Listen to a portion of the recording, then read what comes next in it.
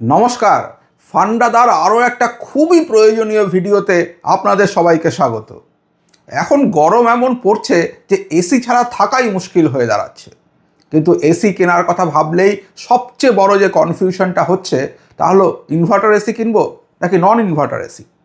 মনে একগাদা প্রশ্ন এসে জড়ো হচ্ছে, কোনটা ভালো, কোনটা কেনা উচিত, আচ্ছা দামের পার্থক্য বা ডিফারেন্স কতটা, কোন এসিটা বেশি দিন টিকবে, আচ্ছা ইনভার্টার এবং নন ইনভার্টার এসির মধ্যে বিলের তফাৎ কত হবে, কোন এসির সার্ভিস এবং মেনটেন্যান্স খরচ বেশি।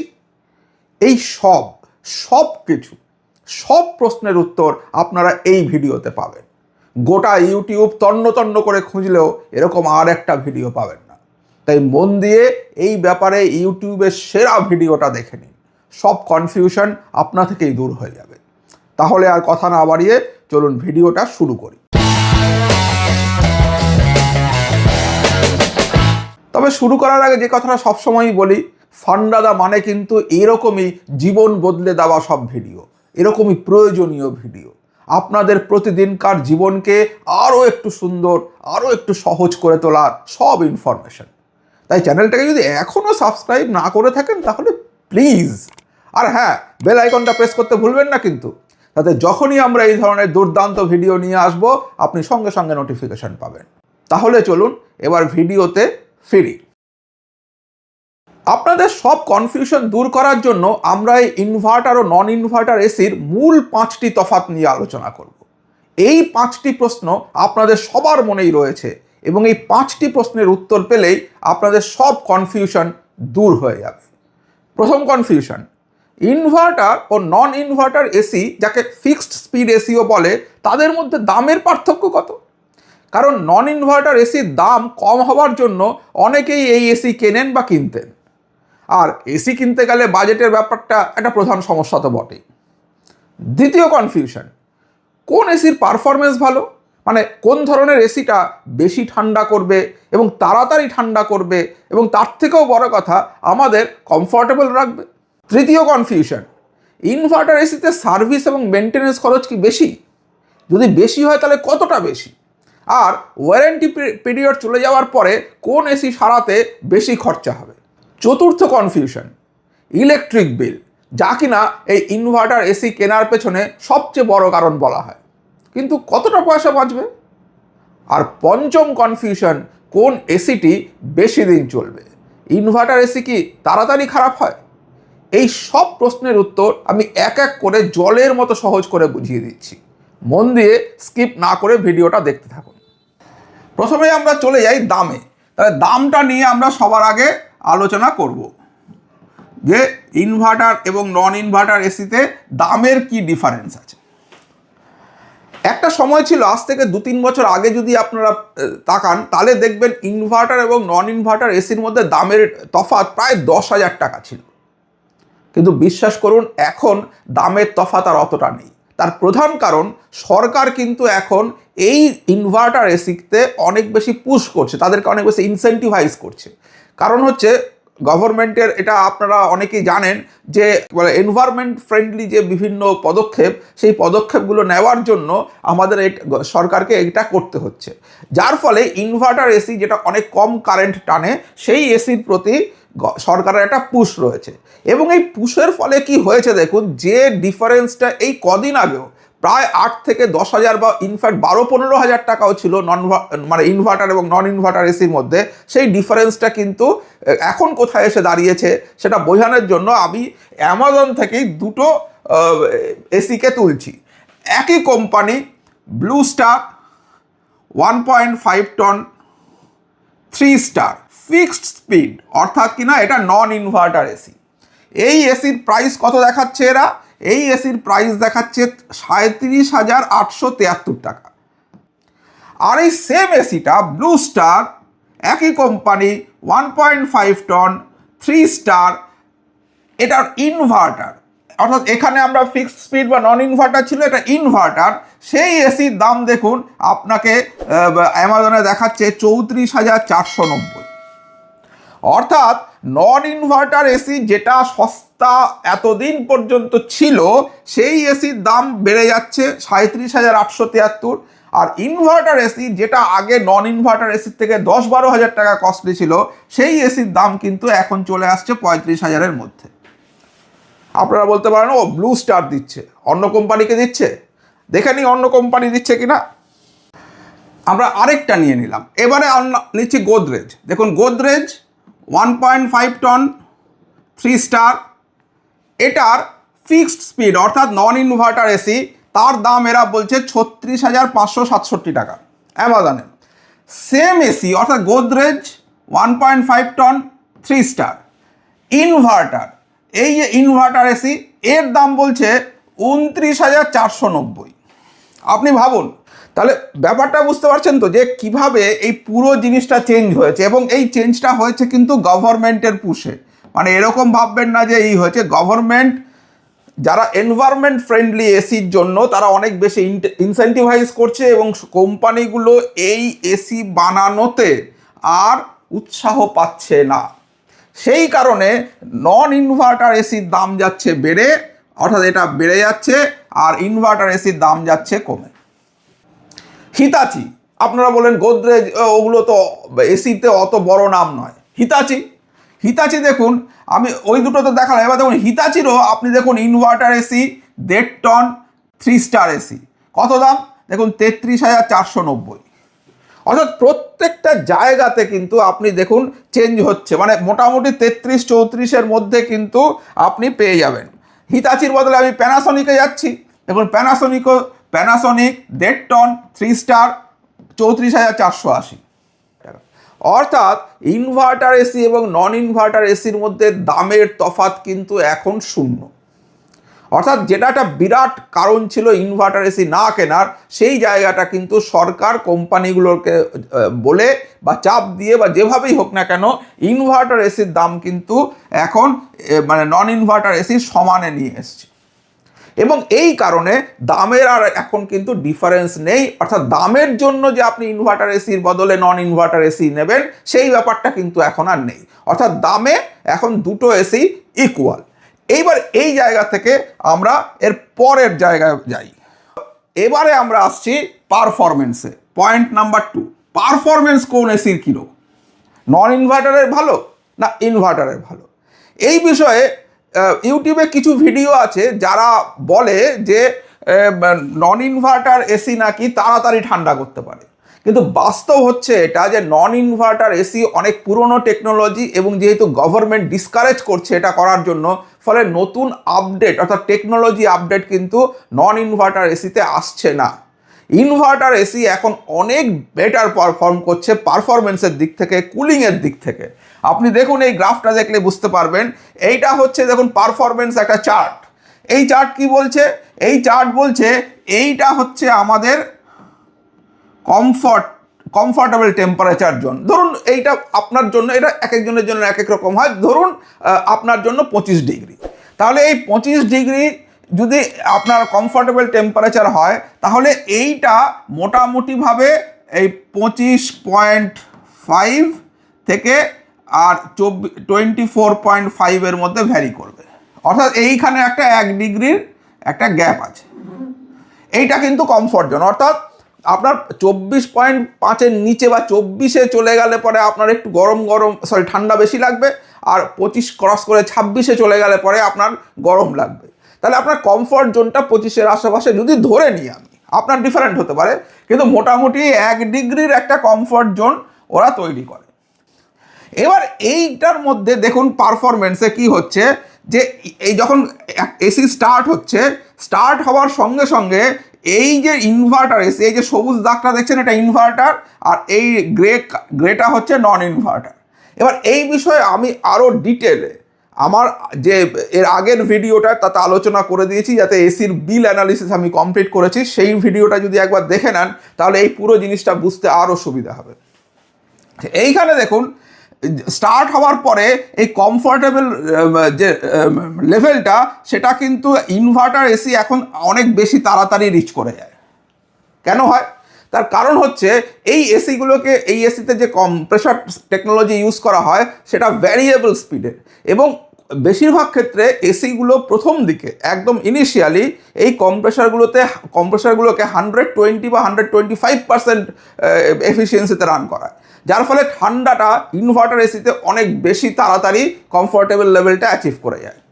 আগে এই ব্যাপারগুলো ছিল না, তখন কিন্তু নন ইনভার্টার এসি একটু বেশি তাড়াতাড়ি ঠান্ডা করতে পারতো, কিন্তু এখন কিন্তু ডিফারেন্স নেই, শুধু নয়, এখন ইনভার্টার এসি নন ইনভার্টার এসির থেকেও তাড়াতাড়ি ঠান্ডা করে। তো যার ফলে এটা তাড়াতাড়ি হবে, এবং তাড়াতাড়ি হয়ে যাওয়ার পরে এই অর্থাৎ কুলিং তাড়াতাড়ি হলো। এবার কুলিং মেনটেনও করে ইনভার্টার এসি অনেক ভালো, কারণ হচ্ছে ও একটা স্মুথ আপনাকে টেম্পারেচার ব্যান্ডের মধ্যেই রাখবে। কিভাবে রাখবে সেটাও আমি আগের ভিডিওতে বলে দিয়েছি, আপনারা ওই ভিডিওটা প্লিজ একবার দেখে নিলে আরও ক্লিয়ার হয়ে যাবে, কারণ এখানে আমি সব বলতে গেলে ভিডিও অনেক লম্বা হয়ে যাবে, 1 ঘন্টার ভিডিও হয়ে যাবে। তো আমি সেই জন্য এই জায়গাগুলোকে জাস্ট ছুঁয়ে যাচ্ছি। তো কিন্তু যখন নন ইনভার্টার এসি হয়, ও কি হয়, যখন টেম্পারেচার ডেজার্ট টেম্পারেচারের ওপরে উঠে বেশি ঠান্ডা হয়ে গেল, তখন ওটা হয়ে যায় অফ, দিয়ে তারপরে আবার টেম্পারেচার বাড়তে থাকে, আবার যখন অনেকটা কমে যায় মানে টেম্পারেচার বেড়ে যায়, তখন আবারও অন হয়ে আবারও কুল করে, এরকমভাবে চলতে থাকে নন ইনভার্টারের ক্ষেত্রে। ইনভার্টার এসি কিন্তু একবার ডেজার্ট টেম্পারেচার অ্যাচিভ করে গেলে ও একটা স্মুথ কমফোর্টেবল দেয়, মানে আপনাকে টেম্পারেচার দিয়ে যাবে। এইটা তাহলে তার মানে কি দাঁড়ালো, যে কুলিং এফিসিয়েন্সিতে ইনভার্টার এগিয়ে গেল। কমফর্ট লেভেল অর্থাৎ একই টেম্পারেচার জোনে আপনাকে রেখে দিচ্ছে, মানে আপনি কমফর্ট বেশি ফিল করছেন, বেশি বারবার গরম লাগা ঠান্ডা লাগা, বেশি ঠান্ডা বেশি গরম, এইটা হচ্ছে না। তার ফলে দ্বিতীয়টাতেও অর্থাৎ কমফর্ট লেভেলও ইনভার্টার এগিয়ে গেল। আর নয়েজ লেভেল অর্থাৎ কি হয়, বারবার এটার কম্প্রেসার অন আর অফ হওয়ার জন্য নন ইনভার্টারে একটা সাউন্ড ক্রিয়েট হয়। এবার সেই সাউন্ডটা কিন্তু ইনভার্টার এসির ক্ষেত্রে হয় না, এটা খুব স্মুথ এবং নয়েজ ফ্রি অপারেশন দেয়, ফলে নয়েজ লেভেলের ক্ষেত্রেও ইনভার্টার এসি কিন্তু এগিয়ে রয়েছে। এই চার্টের মাধ্যম দিয়ে একদম পরিষ্কার হয়ে যাচ্ছে যে একটা ইনভার্টার এসির পারফরমেন্স যদি আপনি বলেন, তাহলে পারফরমেন্সে ইনভার্টার এসি নন ইনভার্টার এসির থেকে এখন অনেক এগিয়ে গেছে। এটা হয়ে গেল নাম্বার 2। তাহলে এইটা আমরা দেখে নিলাম। তাহলে প্রথমে আমরা কি দেখলাম, প্রথমে আমরা দেখলাম প্রাইস, তারপরে আমরা দেখলাম পারফরমেন্স। 3 নম্বরে এবার যাই। 3 নম্বরে কি, 3 নম্বরে হচ্ছে which AC consume how much. এইবার হচ্ছে সেই কথা যেটাতে আবার ইনভার্টার এসি আগে বেশি মানে ইনভার্টার এসি বিক্রি হওয়ার পেছনে একটাই কারণ ছিল, সেটা হচ্ছে বিল নাকি এতে কম আসে। প্রশ্ন হচ্ছে কতটা কম আসে, এটাও আমি একদম ডিটেলে ঠিক আপনার এসি কতটা বিল আসবে আপনার এসিতে, সেটাও কিন্তু আমি আগের ভিডিওটায় বলে দিয়েছি। আমি ডেসক্রিপশনে এবং কমেন্টে লিঙ্ক দিয়ে দেবো, প্লিজ ওই ভিডিওটা দেখলে একদম ক্লিয়ার হয়ে যাবে পুরো ব্যাপারটা। তো এখানে কি হচ্ছে, এই বিলিংয়ে দেখুন ইনভার্টার ভার্সেস নন ইনভার্টার এসিতে আমরা একটা 3 স্টার এসি নিলাম। আমরা এই পুরো জিনিসটা এর আগের ভিডিওতে অ্যানালাইজ করেছি, আমি এবার এটাকে জাস্ট ছুঁয়ে যাব। এখানে কুলিং ক্যাপাসিটি হচ্ছে 4900 এটার, আর আপনার হচ্ছে ISEER ভ্যালু হচ্ছে 3.18। এটার বেসিসে কীভাবে ক্যালকুলেশনটা হচ্ছে ওই ভিডিওতে আমি ডিটেলে বলে দিয়েছি, এখানে আমি শুধু ছুঁয়ে যাচ্ছি। আচ্ছা, কীভাবে হচ্ছে ক্যালকুলেশনটা দেখুন, আমরা দুটোর ক্ষেত্রেই কিন্তু নিয়েছি, আমরা দুটোর ক্ষেত্রেই 3 স্টার এসি নিয়েছি দুটো এসিকে কম্পেয়ার করার জন্য। নন ইনভার্টারের ক্ষেত্রে তাহলে কারেন্ট মানে কত ওয়াটে এসিটা রান করে না, 4900 অর্থাৎ যেটা কুলিং ক্যাপাসিটি ডিভাইডেড বাই 3.18 মানে ISEER ভ্যালু, সেটা হচ্ছে 1541 ওয়াট। বলা আছে 10%-এর সঙ্গে অ্যাড করে দিন, অ্যারাউন্ড 1700 ওয়াট আসছে। এবার ধরে নিচ্ছি দিনে 10 ঘন্টা চলবে। এর বেসিসে ক্যালকুলেশনটা হচ্ছে এরকম যে 1700 ওয়াটে কম্প্রেসার নেবে 1500 ওয়াট আর ফ্যান নেবে 200 ওয়াট। এবং এইভাবে এই ক্যালকুলেশনটা আপনারা স্ক্রিনটা পজ করে একবার দেখে নিতে পারেন, তারপরে তাহলে আপনাদের করতে সুবিধা হবে। এই অনুযায়ী চললে, এবং আগের ভিডিওটা দেখে নিতে পারেন, এই অনুযায়ী চললে দেখা যাচ্ছে যে একটা 3 star 1.5 ton non inverter AC মোটামুটিভাবে মাসে 2310 টাকা মতন বিল জেনারেট করবে।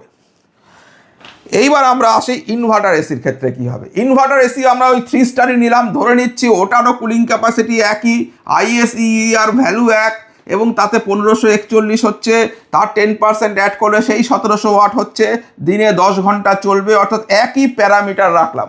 এই প্যারামিটার রাখলে পরে কি হবে ইনভার্টার এসির ক্ষেত্রে? ইনভার্টার এসির ক্ষেত্রে প্যারামিটার কি হবে না, এই 3 স্টার ইনভার্টার এসির ক্যালকুলেশনে সেই কম্প্রেসার 1500 ওয়াট, ফ্যান 200 ওয়াট একই রকমভাবে হবে, কিন্তু এইখানে ফ্যানের বিলটা একই রকম থাকলেও কম্প্রেসার চেঞ্জ হয়ে যাবে, কারণ কম্প্রেসার ইনভার্টার এসির ক্ষেত্রে ডিফারেন্ট মোডে অপারেট করে। নর্মালি এখনকার যে এসি তাতে সাধারণভাবে 5টা মোড থাকে, কোনো কোনো এসিতে 7টা 8টা মোডও থাকে। তো আমি 5টা মোডে যদি ধরে নিই, অর্থাৎ 100% এফিসিয়েন্সি, 80%, 60%, 40% এবং 20%, তাহলে পরে ক্যালকুলেশনটা কীরকম আসছে দেখুন। এইটা হচ্ছে তার চার্ট। এই চার্টে দেখুন 1700 ওয়াটের মধ্যে 1500 ওয়াটে যে এসি সেটা 100%-এ অপারেট করছে মাত্র আধ ঘন্টা, 10 ঘন্টার মধ্যে। 80%-এ অপারেট করছে 1 ঘন্টা, 60%-এ অপারেট করছে 1 ঘন্টা, কিন্তু ম্যাক্সিমাম সময় এটা অপারেট করে 40%-এ 5 ঘন্টা মতন, 20%-ও এটা 2 ঘন্টা অপারেট করে, এবং টোটাল যদি করা যায় তাহলে 8.5 ইউনিট উঠবে, যেটা আগেরটার ক্ষেত্রে নন ইনভার্টারের ক্ষেত্রে 11 ইউনিট পার ডে উঠছিল, সেটা 8.5 ইউনিট উঠবে। আর 8.5 ইউনিটকে যদি আমরা করি তাহলে 1785 টাকা মতন খরচা হবে। তাহলে আপনি ভাবুন আগেরটায় খরচা হচ্ছিল 2300 টাকা মতন, 2300 টাকা মতন, আর এইটায় খরচা হচ্ছে 1800 টাকা মতন। তার মানে হচ্ছে ইনভার্টার এসি একই টনেজ, অর্থাৎ 1.5 টন 3 স্টার নন ইনভার্টার আর ইনভার্টার এসির মধ্যে বিলের ডিফারেন্স মোটামুটিভাবে মাসে 500 টাকা। কিন্তু মজাটা চেঞ্জ হয়ে যাবে যখন আপনি এইটা 5 স্টার এসির জন্য ক্যালকুলেট করবেন, তখন দেখবেন আরও কীরকম মজাটা হয়। 1.5 টনের 5 স্টার যদি ইনভার্টার এসি হয়, তাহলে তার ক্যালকুলেশনে কি আছে, কুলিং ক্যাপাসিটি দেখুন 5 স্টারে আছে 5000 ওয়াট, ওখানে 4900 ছিল, এটা 5000 ওয়াট, আর ISEER ভ্যালু ছিল ওটা 3.18, এখানে ISEER ভ্যালু হচ্ছে 5। অর্থাৎ এইটা আমি ওই একই ফর্মুলাতে আমরা অ্যাপ্লাই করব, তাহলে পরে কারেন্ট কনজামশন হবে 1100 ওয়াটের মতন, কারণ cooling capacity divided by ISEER value হচ্ছে তার ওয়াটেজ, এর ওপর 10% অ্যাড করলে 1100 ওয়াট। এবার এটা ওই দিনে 10 ঘন্টা চলবে। কিন্তু 5 স্টার এসিতে একটা ব্যাপার থাকে, 5 স্টার এসিতে BLDC ফ্যান থাকে, যার ফলে ফ্যানের ওয়াটেজটা ওর মাত্র 100 ওয়াট, আর কম্প্রেসার হচ্ছে 1000 ওয়াট। এবার 100 ওয়াটের ফ্যান চললে 0.1 ইউনিট বিল উঠবে, আর এটাও আমি ধরে নিচ্ছি ওই 5টা মোডেই অপারেট করে, যদিও 5 স্টার এসি অনেক সময় 7টা বা 8টা মোডে অপারেট করে, কিন্তু আমরা যদি ধরেও নিই কমে যে 5টা মোডেই অপারেট করছে, তাহলে পরেও দেখুন আপনি এই হিসেব অনুযায়ী একটা 5 স্টার 1.5 টনের এসি আপনার বিল আনবে মাসে 1260 টাকা। অর্থাৎ নন ইনভার্টার এসি ছিল 2300, ইনভার্টার 3 স্টারে আসলো 1800, আর এই এসিতে চলে আসলো 1250 বা 1260। অর্থাৎ এইটার থেকে দামের ডিফারেন্স, বিলের ডিফারেন্স হয়ে গেল পার মান্থে প্রায় 1000 টাকা। এইটা হচ্ছে দামের ক্ষেত্রে। এবার ভাবুন যে প্রত্যেক মাসে যদি 1000 টাকা, যেখানে এসির দাম কিন্তু সেম হয়ে গেছে এখন, হ্যাঁ 5 স্টারে একটু বেশি হবে, 5 স্টার এসি আপনার খুব বেশি হলে 2-3 হাজার টাকা এখন বেশি, মানে আগে যেমন 5 স্টার এসি মানে 45-50 ছিল, এখন কিন্তু আর সেটা নেই।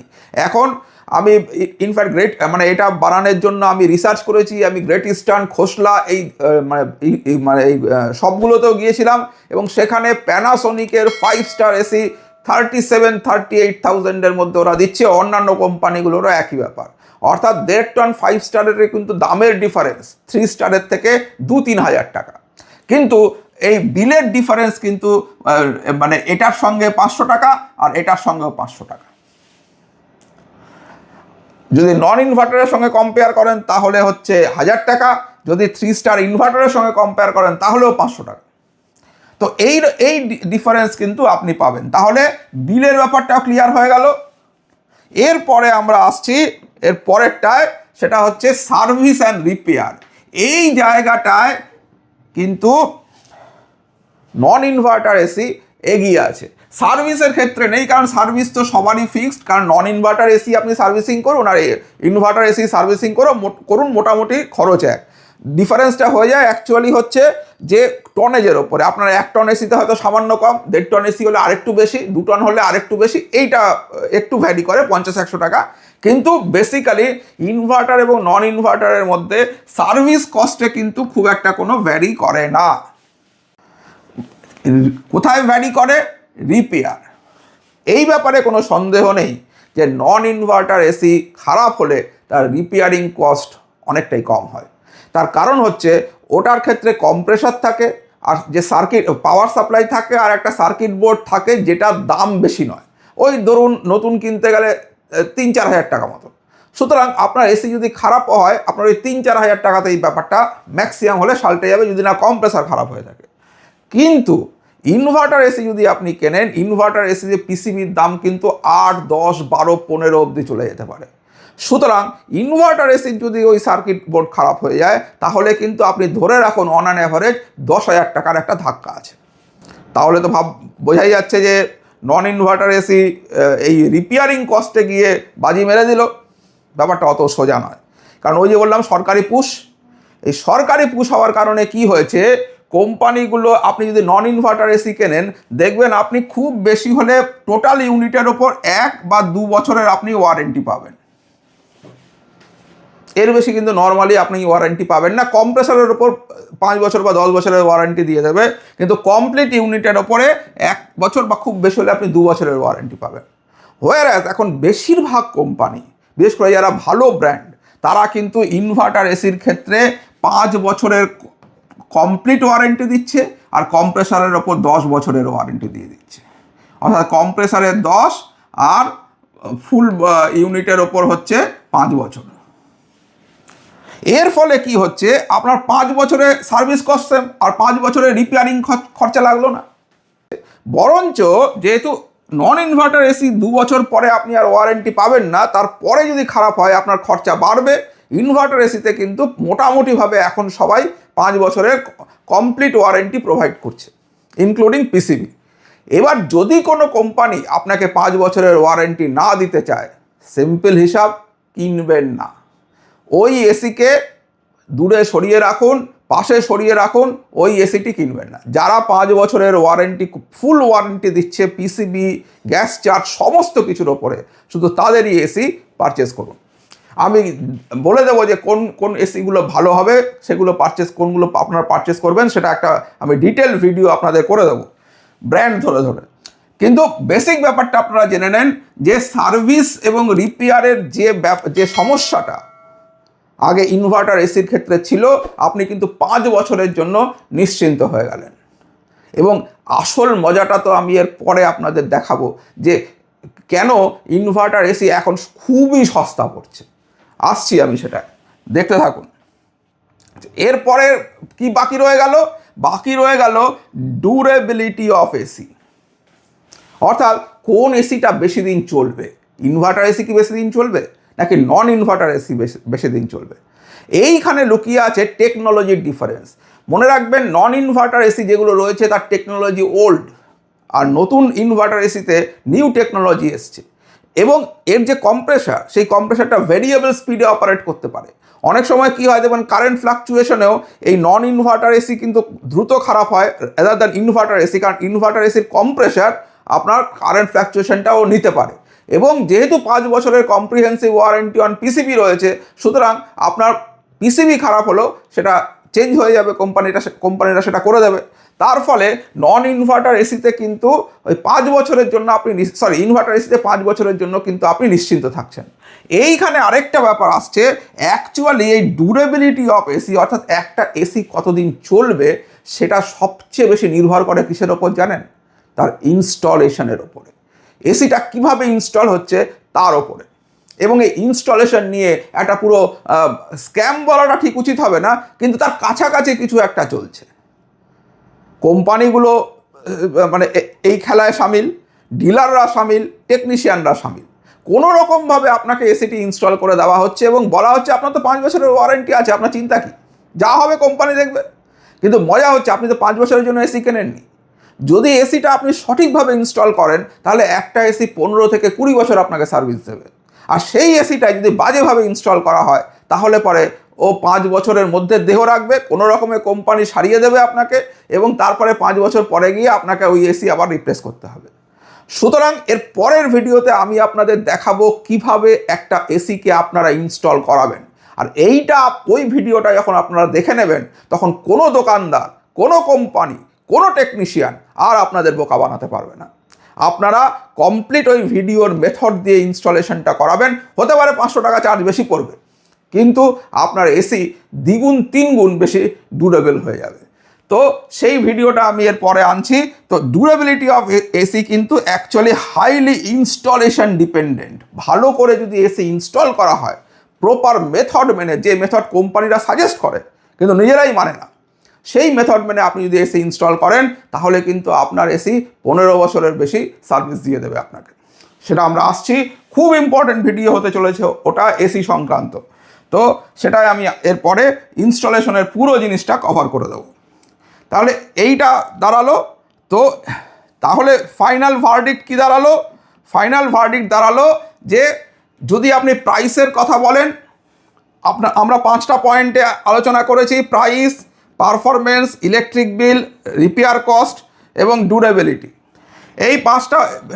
এবারে প্রাইসে কি হচ্ছে? নন ইনভার্টার এসি 3 স্টার আমরা দেখছি 35,000 টাকা মতো দাম। ইনভার্টার এসির ক্ষেত্রে 3 স্টার 35,000, আর 5 স্টার নিলে 38,000-এর মতো দাম। তাহলে প্রাইসে সেম, অর্থাৎ এখানে দুজনেই সমান, কারোর জন্য কোনো অ্যাডভান্টেজ নেই।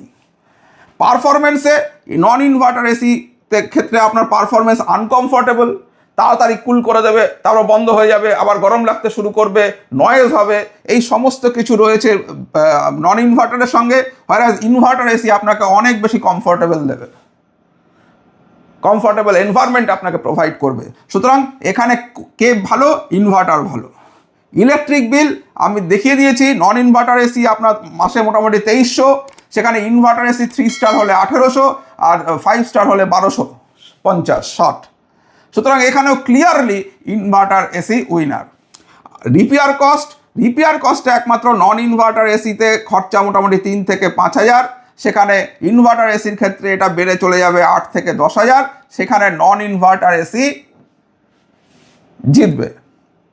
আর ডিউরেবিলিটির ক্ষেত্রে নন ইনভার্টার এসিতে ওল্ড টেকনোলজি এবং লেস ওয়ারেন্টি, আপনি টোটাল ইউনিটের ওপর 1 থেকে 2 বছরের বেশি ওয়ারেন্টি পাবেন না। হোয়ারাজ ইনভার্টার এসিতে টেকনোলজি নতুন, ওর কম্প্রেসর অনেক বেশি, ফ্লাকচুয়েশন সহ্য করতে পারবে, এবং ওয়ারেন্টি 5 বছরের মোটামুটি এখন সবাই দিচ্ছে, যার ফলে আপনি অনেক বেশি নিশ্চিন্ত মনে এসিকে ইউজ করতে পারবেন। তাহলে এখানেও জিতছে ইনভার্টার। তাহলে উইনারকে আমি বলবো যে আপনারা শুধু ইনভার্টার নয়, 5 স্টার ইনভার্টার এসি কিনুন। কেন কিনবেন না? 5 স্টারের ক্ষেত্রে আপনার দেখুন বিল ডিফারেন্স হয়ে যাবে 1000 টাকা পার মান্থ। আর মানে আমাদের ভারতবর্ষে বেশিরভাগ জায়গাতেই বছরে 8 মাস এসি চলে। তার মানে প্রত্যেক বছর আপনি 8,000 টাকা থেকে 10,000 টাকা সেভ করতে পারবেন। 5 বছর মানে 50,000 টাকা, অর্থাৎ অলমোস্ট 1.5 খানা এসির দাম আপনি শুধু ইলেকট্রিক বিলের পয়সা বাঁচিয়ে তুলে নিতে পারেন। তাহলে কেন কিনবেন নন ইনভার্টার এসি আজকের দিনে? আপনাকে যারা সাজেস্ট করছে তারা আদৌ এই রেফ্রিজারেশন ইঞ্জিনিয়ারিংটাই বোঝে না। তারা এয়ার কন্ডিশনিংয়ের পেছনে যে থিওরি রয়েছে, যে ইঞ্জিনিয়ারিং রয়েছে, সেটা তারা জানে না। সেই কারণে বহুদিন আগেও তারা এই কথাই বলতো, আজকেও এই কথা বলছে। কিন্তু দিন বদলে গেছে, কমপ্লিটলি বদলে গেছে। আজকের দিনে দাঁড়িয়ে মানে নন ইনভার্টার এসি কেনা একদমই বোকামি, একদমই বোকামি। ইনভার্টার কিনুন, 5 স্টার কিনুন, দামের বিশেষ ডিফারেন্স পাবেন না, কিন্তু ইলেকট্রিক বিলে আপনার এতটাই সাশ্রয় হবে যে আপনি এসি চালাতে পারবেন, চালিয়ে মজা পাবেন, এবং অন্তত 2টো এসির দাম, ওই এসি 5-6 বছর 7 বছর চলে গেলে আপনার 2টো এসির দাম উঠে চলে আসবে। তাহলে এই ভিডিও আজকের মতো এখানেই শেষ করছি। আর এরপরে আরও দারুণ দারুণ ভিডিও আসছে। এখনও সাবস্ক্রাইব করেননি? কি করছেন দাদা? প্লিজ সাবস্ক্রাইব করুন, বেল আইকনটা প্রেস করে রাখুন। আর শিগগিরই ফিরছি আরেকটা নতুন ভিডিও নিয়ে। ভালো থাকবেন সবাই, সুস্থ থাকবেন। বাই।